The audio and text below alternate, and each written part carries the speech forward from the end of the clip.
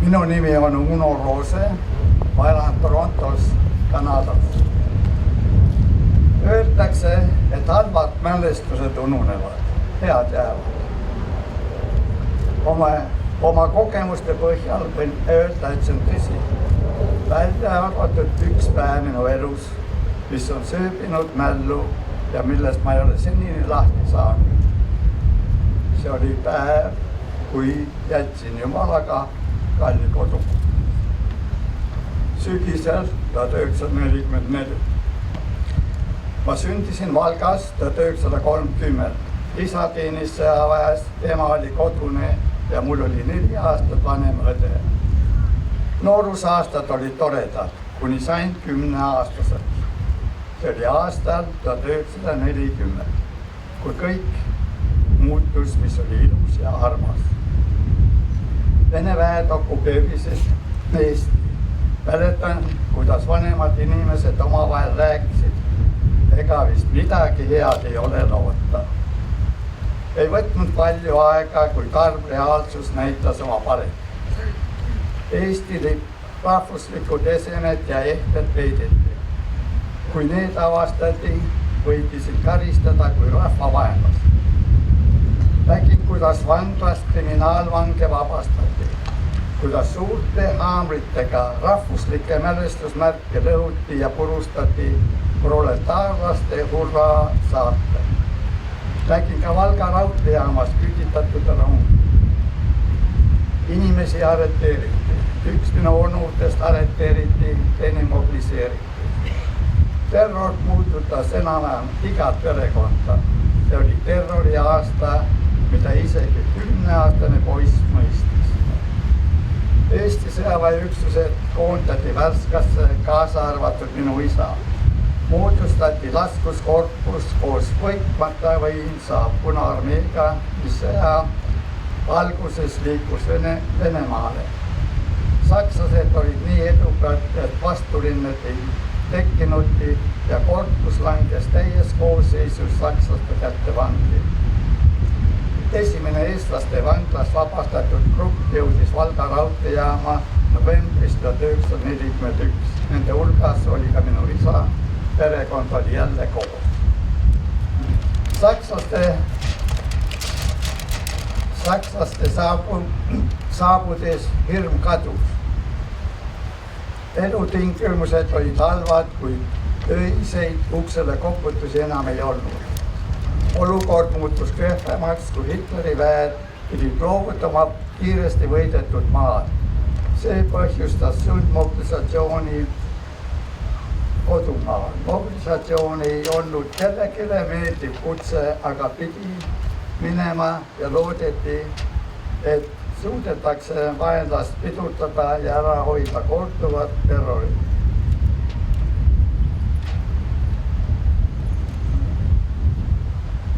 Lootused ei täitunud. Rindejoon liikus lähemale kodumaa pinnale, kuni tuli maha jätta Isatalu ja Valga linn.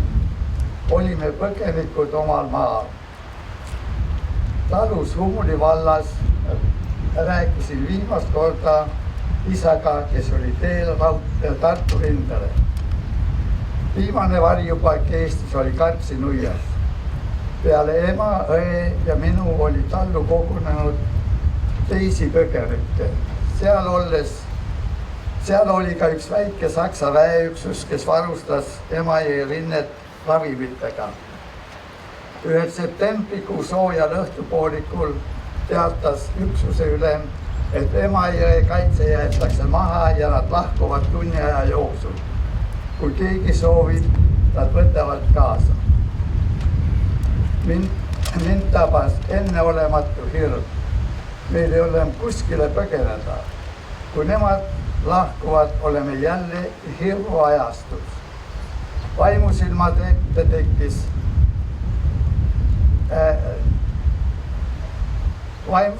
ette tekkis laval punaste kardinatega, mis tõmbusid kokku. Valgus kadus ja tekkis vaikus. Õuduse tunne sundis mind veoautole ronima, mis oli mõeldud sõdurite transportiks. Saksamaal pommirünnakute ajal varjentites olles ei olnud sellist hirmu, kui seekord taluõues seal tunnid. Pealtvaatajale emale ütlesin kindlasõnaliselt, kas tulete või mitte, mina lähen. Arvatavasti jäi ema uskuma minu resoluutset käitumist. Ta pakkis kohvri hilpudega ja ronis koos õega autole. Autokolonn alustas sõitu videvikus. Suur haastus valdas meeli. Õnneks oli ööpimedus, kui ületasime Läti piiri ja keegi ei pannud tähele, kuidas ühe suure poisi silmadest voolasid pisarad. Minu elu kurvemaid momente. Kurbus ja suur kaotus jäid kaaslasteks veel paljudeks aastateks. Lätimaal olles tuli üksusele käsk, armee ei tohi hoolitseda tsiviilisikute eest. Üksuse ülem kontaktis Saksa raudtee ametnikega, kes meid Liibasse edasi viisid. Samal raudteelased varusid meile kohad laevale, millega jõudsime Kopenhaagenisse. Sealses läbikäigulaagris avaldasime soovi minna Breslausse. Jõulude ajal Breslaus olles saime teada, et ka isa on Saksamaal. Ta tuli meile järele jaanuaris 1945 ja viis meid tema asukohta, mis asus Rathenaus, umbes 100 kilomeetri kaugusel ida poolt Berliini. Seal olime umbes 4 kuud, kui tuli jälle pakkida ja edasi minna. Põgenedes edasi liikua Vene rinde eest. Alustasime põgenemist õhtul, meid oli 13 eestlast. Varahommikul märkasime tee ääres üksikut küüni, kus oli heina säilinud. Viskasime väga väsinult pikali. Umbes tund aega olime puhanud, kui sõjaväemundris mees meid äratas ja ütles, et Vene tankid on meist 6 kilomeetrit tagapool. Püsti ja edasi. Siit edasi hakkas seltskond lagunema. Edasi liikumine olenes igaühe enda võimest. Meie pere puhkas pärast pikka kõndimist ees Klaaviserval, kui väike sõjaväekolonn meie juures peatas. Ema läks ja küsis, kas me saaksime nendega kaasa sõita.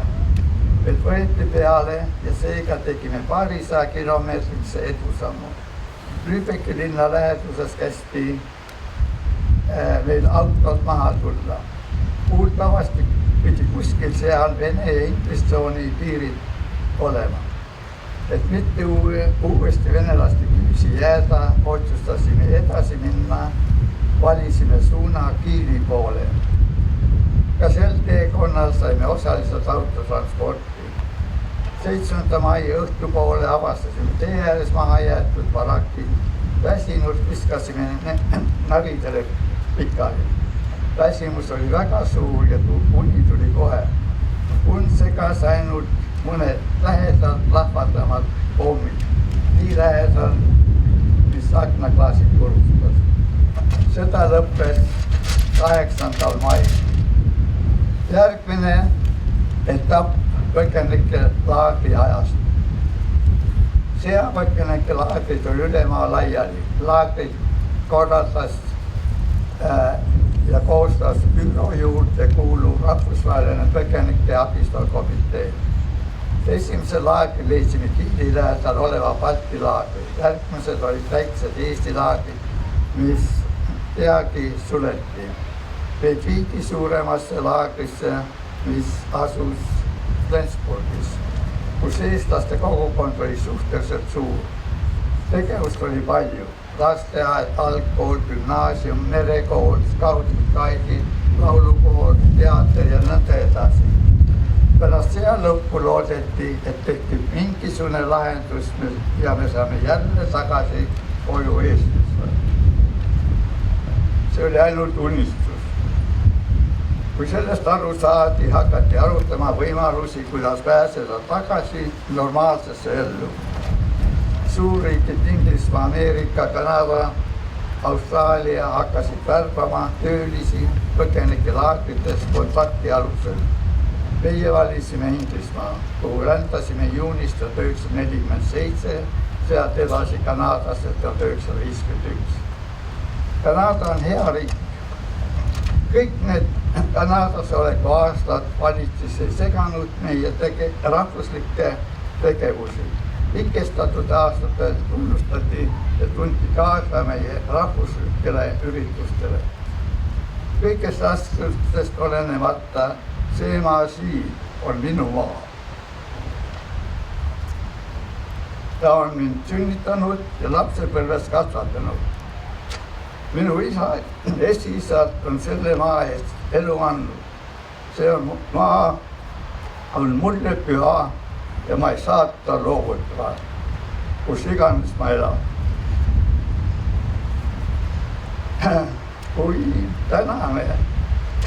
Kui täna seisame siin mälestamas teid 75 000 inimest,